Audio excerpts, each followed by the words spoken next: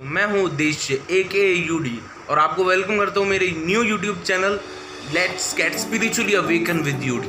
आज मैं सोच रहा था कि हम कोई ऐसे टॉपिक के बारे में डिस्कस करें जिसके बारे में सबने सुना होगा, कि जैसे कि ये होता है कि सोल जैसे टॉपिक हो जाते हैं उनके बारे में काफ़ी यूथ को पता नहीं होता, लेकिन ये तो यूथ का एक बहुत फेवरेट टॉपिक है जिसको मैं आज डिस्कस करने की सोच रहा था, जिसका नाम है लव।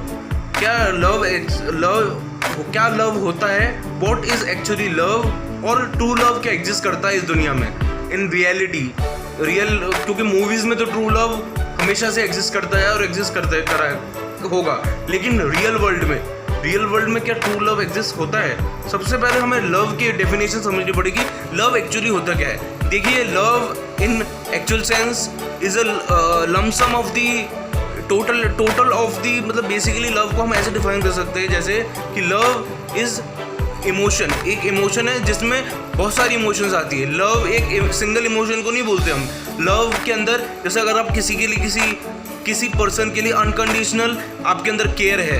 अनकंडीशनल यहाँ पे इसलिए मैं बोल रहा हूँ क्योंकि अगर आप किसी के एक्सपेक्ट करते हैं कोई चीज़ तो फिर वो प्रेम नहीं कहलाता। जैसे कि माँ बाप है, हमारे माँ बाप कभी हमसे ये एक्सपेक्ट नहीं करते कि उन्हें हमारा सपोर्ट चाहिए, वो कुछ चाहिए। वो हमसे अनकंडीशनल लव करते हैं लेकिन इच्छा में कुछ नहीं रखते। तो अनकंडीशनल लव होता है कि अनकंडीशनल फेथ होना। लव मीन्स अनकंडीशनल फेथ होना, अनकंडीशनल केयर करना किसी के लिए, अनकंडीशनल होप करना और हर अनकंडीशनल चिंता करना। तो लव एक आप कह सकते हैं जैसे कि हम टोटल होता है ना, कि जैसे टोटल लमसम में हम लव को हम ऐसे डिफाइन कर सकते हैं, जो केयर इंसान की हम किसी के लिए करते हैं, जो हम फेथ जिस पे दिखाते हैं। अनकंडीशनल फेथ, अनकंडीशनल होना यहाँ पे बहुत ज़रूरी है। क्योंकि अगर आप ये खुद सोचिए, आप लोग इतने समझदार हैं, अगर लव में अगर कंडीशंस होने लगी तो वो बिजनेस नहीं हो जाएगा। तो लव तो काइंडनेस का एक दूसरा नाम होता है ना, कि जब आप जानते हैं, सब आप लोग जानते हैं कि लव को हम एक तरह से काइंडनेस का दूसरा नाम भी बोल सकते हैं। तो काइंडनेस के अंदर तो काइंडनेस में तो आई डोंट थिंक कि कोई टू वे स्ट्रीम होता है। बस उसमें आप किसी से अनकंडीशनली आप उसे चाहते हो और उसे पसंद करते हो, तो वो होता है लव। लेकिन अब जैसे मैंने आपको बताया कि ट्रू लव एग्जिस्ट करता है क्या, क्योंकि मूवीज़ में शाहरुख खान जी की मूवीज़ में तो हमने बहुत बार देखा है कि भैया ट्रू लव जैसा वहाँ पे पोर्ट्रे करा जाता है, लेकिन रियल वर्ल्ड में, रियलिटी में ट्रू लव एग्जिस्ट करता है। यस, ट्रू लव एग्जिस्ट करता है। तीन ऐसी जगहों पे ट्रू लव 99.9% एग्जिस्ट करता है। मैं एक के बाद एक डिस्कस करूँगा उनको। जैसे कि फॉर एग्जांपल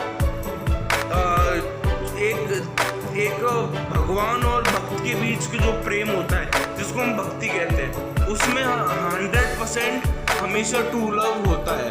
क्योंकि वो भक्ति अगर आप सच्चे मन से किसी भगवान की कर रहे हो तो वो उसमें अनकंडीशनल लव तो हो गई, वो कभी नॉन कंडीशनल या नॉन कंडीशनल नहीं होगी, तो वो अनकंडीशनल लव होगा। इस केसेस में जो 99.9% केसेस होते हैं, इनमें लव अनकंडीशनल होता है, तो ये ट्रू लव होता है। उसके अलावा जो आपका गुरु शिष्य के बीच जो प्रेम होता है, उसको हम श्रद्धा कहते हैं। वो भी 99.9% ट्रू होती है, क्योंकि एक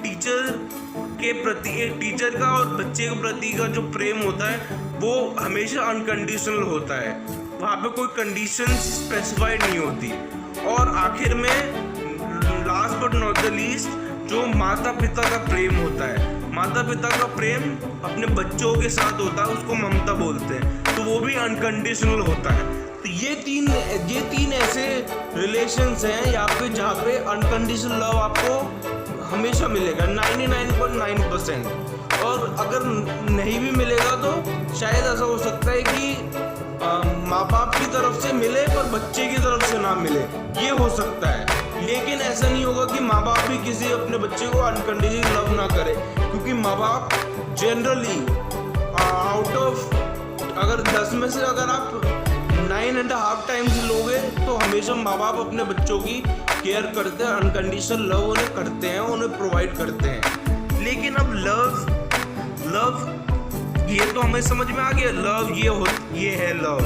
लेकिन इसके बाद लव को हम इधर क्यों डिस्कस कर रहे हैं? स्पिरिचुअलिटी से इसका क्या रिलेशन है?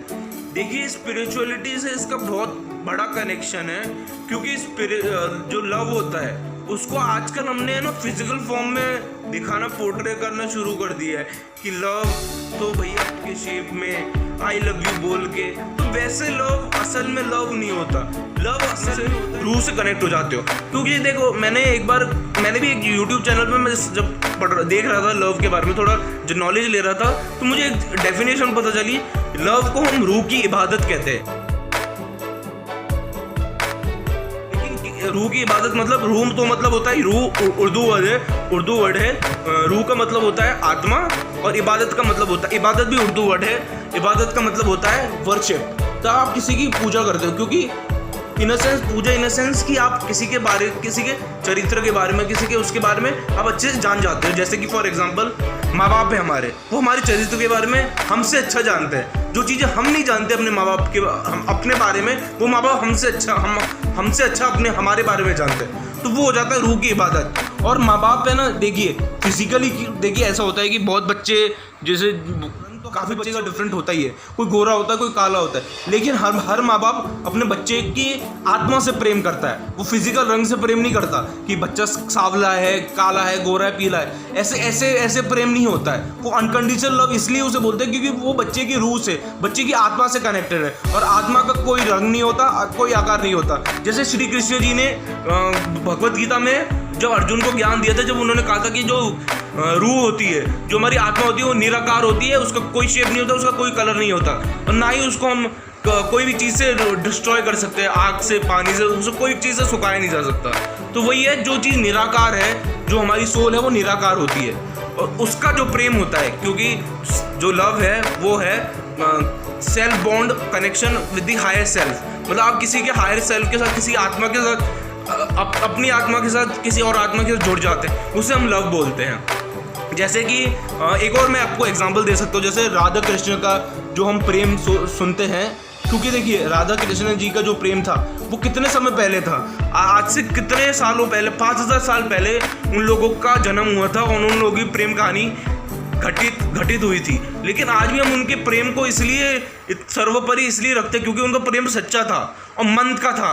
मन से जो प्रेम होता है वो सच्चा प्रेम होता है। उनका अट्रैक्शन नहीं था, जैसे कि आज के टाइम पे यूथ को हो जाता है अट्रैक्शन कि मोह और अटैचमेंट। देखिए, मोह और लव में काफ़ी अंतर होता है। देखिए, लव जो होता है वो कभी भी लव एट फर्स्ट साइट तो कभी होता ही नहीं है। जो ट्रू लव होता है, मैं आपको सही बता रहा हूँ, जैसे मैंने बताया कि 3 केसेस में लव 100% होता है, 99.9%। लेकिन दोस्तों के बीच और अपने गर्लफ्रेंड बॉयफ्रेंड या अपने फियांसे या सोलमेट के प्रति जो लव होता है वो 50% हो सकता है। वहाँ पे सच्चा प्रेम हो भी सकता है, आपको धोखा भी मिल सकता है। तो वहाँ पे कोई कंफर्म या वहाँ पे कोई ऐसा कंफर्म रूल नहीं है कि वहाँ पे प्रेम होगा ही होगा या नहीं होगा। हो भी सकता है और नहीं भी हो सकता है।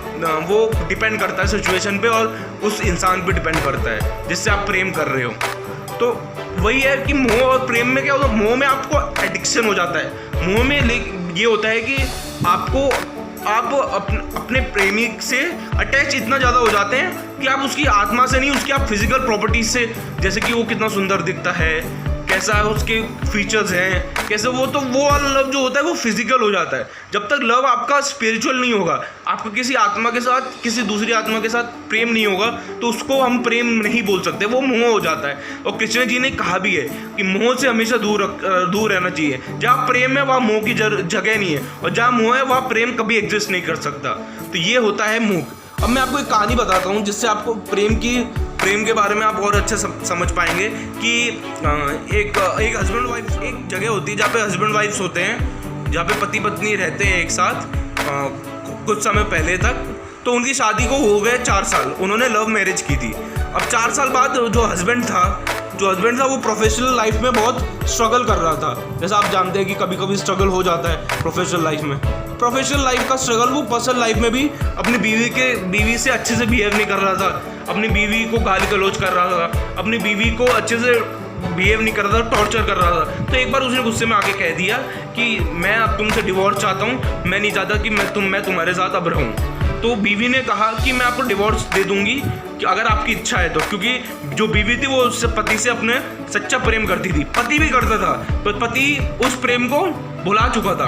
तो उसके लिए फिर वो बोलती है कि अगर आपकी ये इच्छा है कि आप मेरे साथ आप रहना नहीं चाहते और आपको डिवोर्स चाहिए, तो आप 1 महीना बस जैसे हमारी शादी हुई थी उस समय पे मेरे साथ रहिए, उसके बाद आप डिवोर्स ले सकते हैं, मैं आपको डिवोर्स के पेपर पे साइन कर दूंगी। तो फिर ये कंडीशन जब अप्लाई होती है तो उसका हस्बैंड उसको, जब उनकी शादी हुई थी इससे 4 साल पहले, तो क्या करता है, पति वैसे ही अच्छे से बिहेव करता है जैसे वो शादी के बाद करता था अच्छे से। तो वो अपनी बीवी को स्पेशल फील कराने के लिए अपनी बीवी को उठाया करता था और घुमाया करता था पूरे घर में, सुबह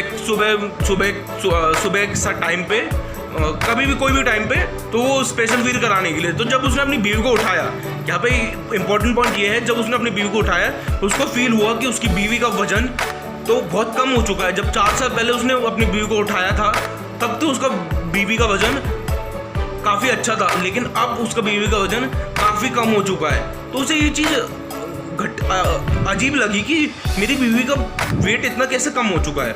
और उसकी बीवी, उसे पता चलता था जब वो काम करके आता था कि उसकी बीवी ढंग से खा भी नहीं रही है। फिर उसको एक दिन बाद में उस हस्बैंड को रियलाइज़ हुआ कि लगता है शायद मेरी गलती है, मेरी बीवी मुझसे सच्चा प्रेम करती है, मुझे अपनी बीवी से का वो सब ख़त्म कर देना चाहिए। तो वो एक दिन जा रहा होता है अपनी बीवी के पास, तो वहाँ पे जैसे ही वो घर पहुँचता है उसकी बीवी मृत पाई जाती है वहाँ पे।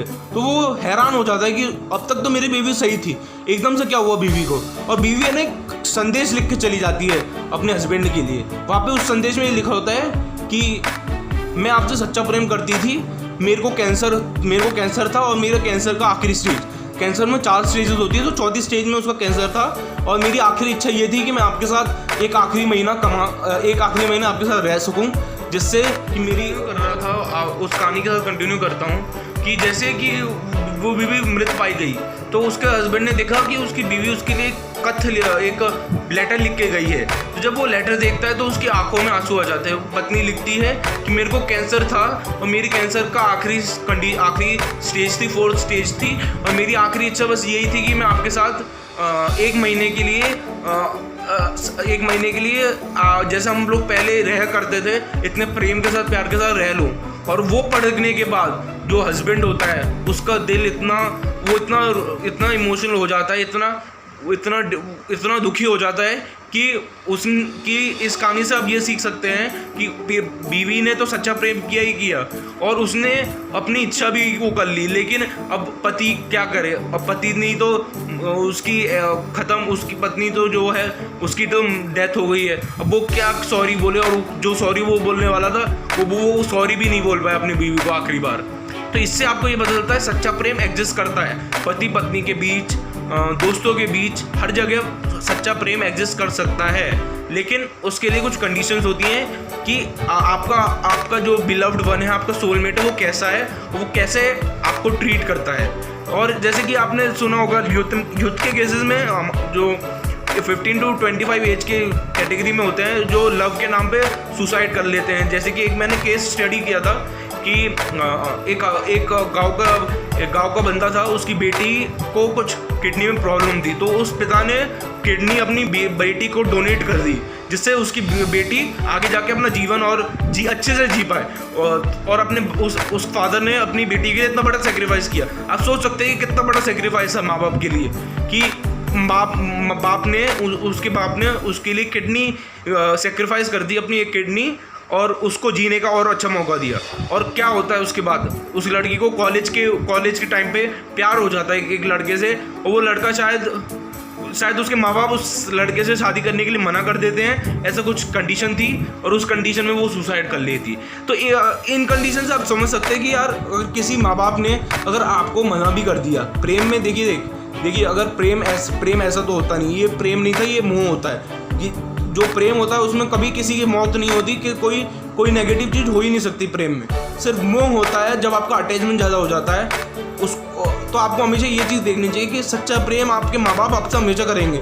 शायद वो लड़का उससे बाद में क्या पता प्रेम करता नहीं करता, एक हाइपोथेटिकल सिचुएशन हो जाती, लेकिन जिस बाप ने उसके लिए किडनी दाव पे रखी, किडनी अपनी सेक्रीफाइस करी जिससे वो आगे ज़िंदगी जी ले और अपने माँ बाप का नाम रोशन कर सके, वो सुसाइड कर लेते। तो ये चीज़ें बहुत गलत हैं और ऐसी चीज़ें यूथ को अवॉइड करनी चाहिए।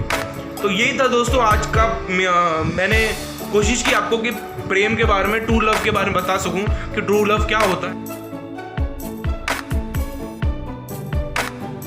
है और लव इन ब्रॉड व्यू हम कैसे लव को समझ सकते हैं।